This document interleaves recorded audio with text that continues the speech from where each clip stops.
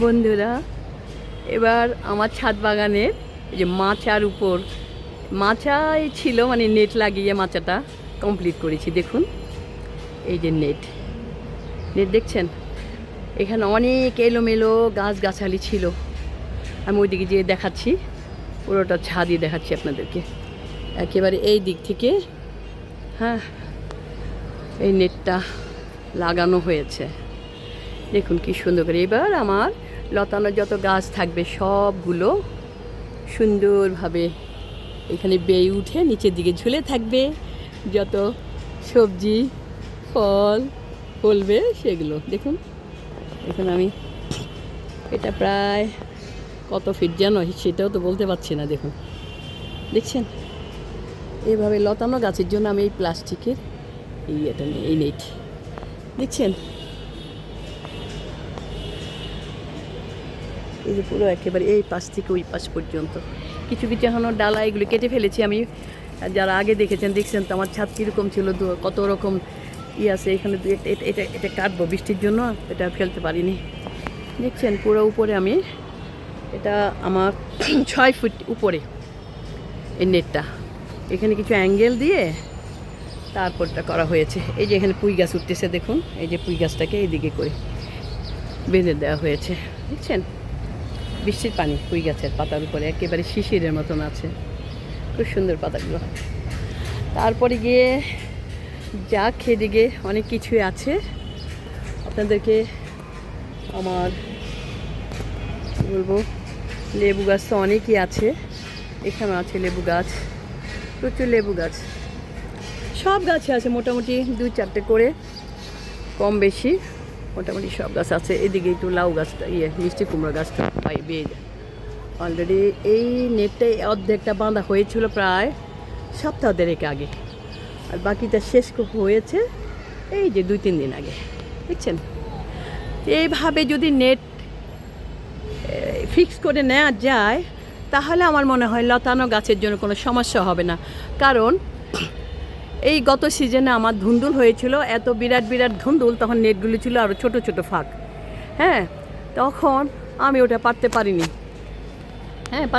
তারপরে যাক পারা হয়নি, তারপর শুকিয়ে গেছে, মানে ম্যাচিউড হয়ে গেছে। আমি থাক, ধুন্দুলের ওই যে সোবা হয় না, হ্যাঁ, স্কাবার হিসাবে ইউজ হয়, তারপরে সেটা আমি ওই হিসেবে রেখে দিয়েছিলাম। দেখছেন নেট নেট একটু এক শটে দেখাই, দূর পর্যন্ত কত দূর গিয়েছে দেখা যাচ্ছে নেটটা।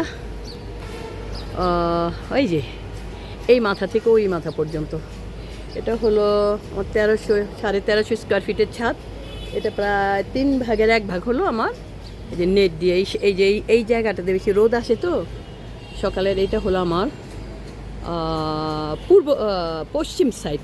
তাহলে সূর্যটা যখন ওই দিক থেকে উঠে সূর্যটা ওই দিকে পূর্ব দিকে, যখন সূর্যটা ওই দিকে থেকে উঠে তখন পূর্ব দিকের থেকে আলোটা এই দিকে আগে আসে। আবার যখন ডুবে যায় তখন সূর্যটা এই দিকেই থাকে, বুঝছেন, এই পশ্চিমের দিকে, এই দিকে শেষ রশ্মি পর্যন্ত এইখানে থাকে সূর্যটা।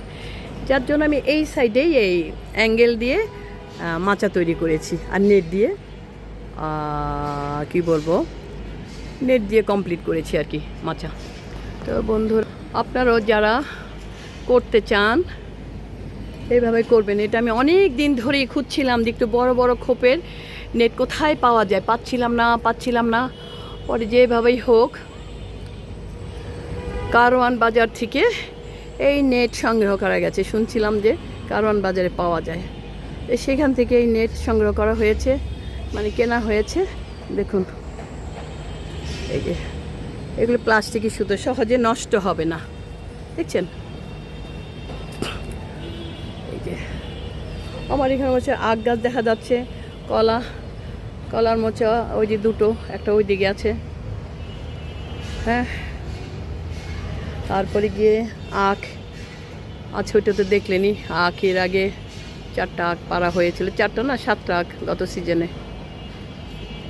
তারপরে এই যে এখানে দেখুন নেট।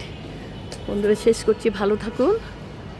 কি সুন্দর হয়েছে না নেটটা, নিজের কাছে ভালো লাগছে। এবার যদি এখন নিজের পছন্দ মতো গাছ যদি হয় তাহলে ইনশাল্লাহ কোনো সমস্যা হবে না, কোনো সমস্যা হবে না। ভালো থাকুন বন্ধুরা, আজকে শুধু নেট দেখালাম যে আমি কীভাবে নেটটা করেছি। ভালো থাকুন।